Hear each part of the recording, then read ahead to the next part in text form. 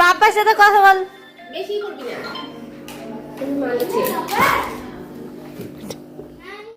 Hello everyone, good evening. এই যে দেখো দুপুরবেলা খাওয়া দাওয়া হয়ে গেছে আর আমাদের বাড়িতে আজকে গেস্ট এসেছে।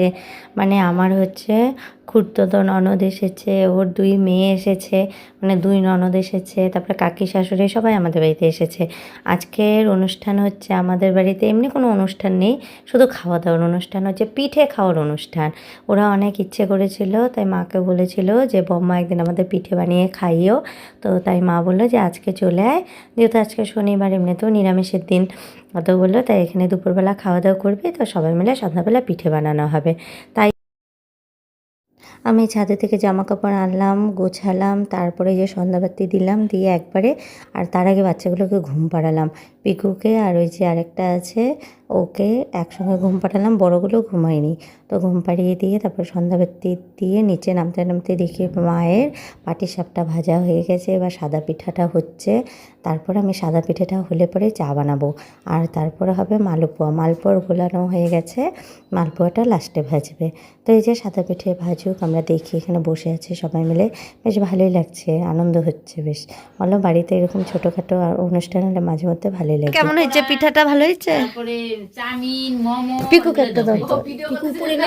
না, ওই যে ওই ঘরটা বন্ধ আছে, আগে জিজ্ঞাসা করে নাও। কমপ্লিমেন্ট পাই গেছে পিঠার, কেমন হয়েছে? না, এই বড়টা ভালো লাগছে না, ওর ভালো লাগে। ও পিঠা বলো না, ঠাম্মি থেকে বলে ভালো বানাইছে, আমি থেকেও ভালো বানাইছে। ও মানে পিঠা ভালো খায় না? দুটা খাই নিছে ও। ও মানে পিঠা ভালো খায় না? পিকু বলে পিঠা খায় না, আমি পিঠা খাই। হ্যাঁ, ভালো। আজকে উপরে বসেছিল তুলছো দেখে দিয়ে। যারা তো সাতটা সাতটা ইসের বউ, বাবুর বউ, ময়ের সাতটা পড়ছে।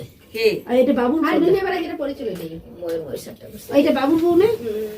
ময়ে ময়ে ময়ের পাংখা দেওয়া না। ও তাহলে আমি শুনছি ময়ে ময়ে ষাট। এটা গান বেড়েছিল না, মই ময়ে, ওই গানটা আমার কাকিমা কোথা থেকে জানলো মই।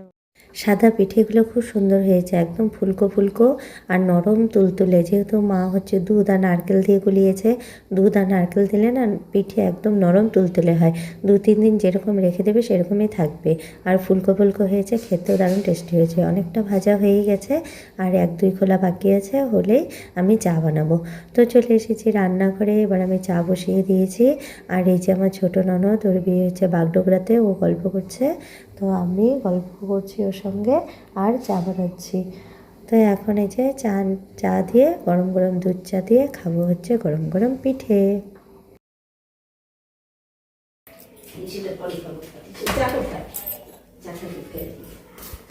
নাও চা দিয়ে পিঠা দিয়ে খাও, খাও খাও, এতগুলো পিঠা দিয়ে চা খাওয়া, খাও এটুকু।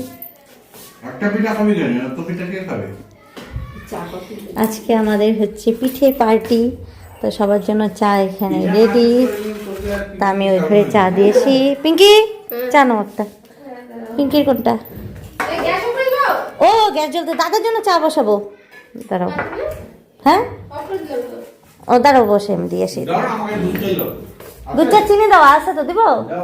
ও তা তো ঠিকই আছে, খাও। পিঠে আলিদের চা দিয়ে আসি, তুই পিঠে আলিকে।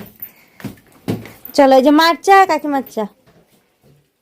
সবাইকে চা দিয়ে দিয়েছি, এখানে মালপোয়া ভাজা স্টার্ট হয়ে গেছে। তো চলো এবার আমরা সবাই মিলে পিঠে আর চা খাই। ভিডিওটা এখানে রাখছি, সবাইকে টাটা, বাই বাই।